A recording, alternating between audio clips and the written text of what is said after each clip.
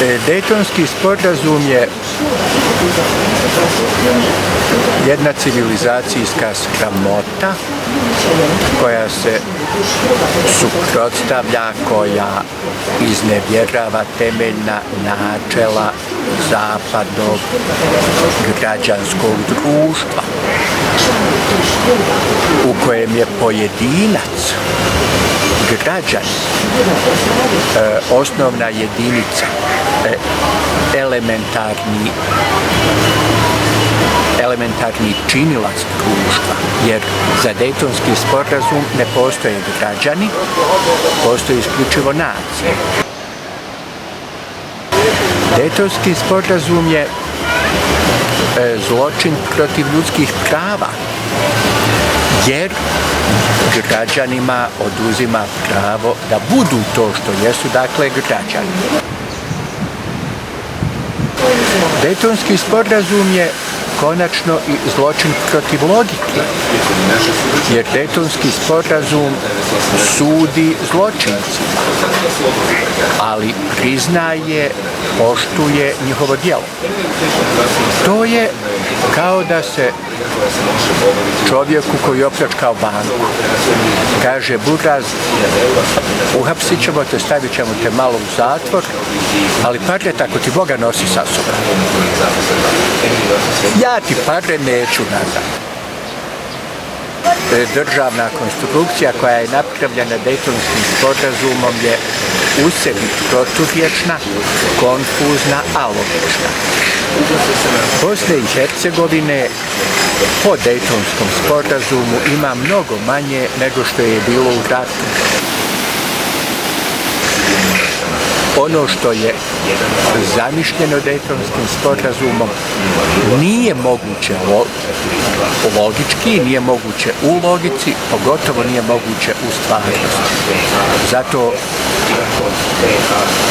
ja mislim da će se svi ljudi koji hoće misliti, a toliko svi doslovno mogu misliti, složiti sa mnom da je Dejtonski sporazum jedna podvala, jedno nerješenje koje je naravno krajnje privremeno i da zato mi moramo raditi, razmišljati, tražiti način i put da ovo sjeme Bosne i Hercegovine koje još uvijek postoji, koje sigurno postoji,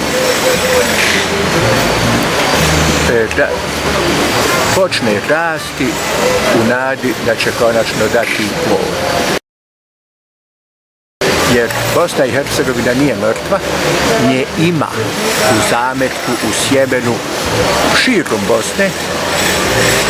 Radi se samo o tome da mi to sjeme sačuvamo, barem do onog momenta u kojem će gazde dozvoliti da se Dejton rastupi, jer Dejton, ponavljam, nije rješenje. Dejton je podvala.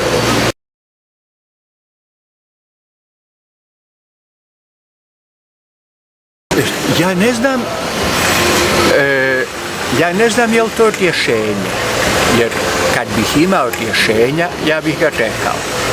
Ali da taj pokušaj ima smisla, u to ne može biti sumnje. Republika Bosna i Hercegovina nije od jučer. Ona je utemeljena dokumentima Zavnobiha. Republika Bosna i Hercegovina je definirana, nastala, rođena u antifašističkoj borbi. Pozivati se na tu tradiciju, Boga mi, nije nečasno. Naprotiv, pozivati se na jedan demokratičan, širok, građanski, kulturan i kultiviran ustav također nije nečasno. To itekako ima smisla, zašto ne? Ja mislim da su problematični, da se treba čuvati, da su opaki oni politički projekti koji isključuju bilo koga zbog njegove, zbog zadatoga, zbog njegove etničke, religijske pripadnosti, boje kože i tako dalje. Jedino što se isključuje u ovom projektu vratiti Ustav Republike Bosne i Hercegovine jesu političke opcije koje su nedemokratske, koje su totalitarne, koje su fašističke, a to mislim da nije problematično, to mislim da je u redu. Jedino što taj pokušaj, što taj projekt isključuje je u stvari već u temeljima, u Zavnobihu,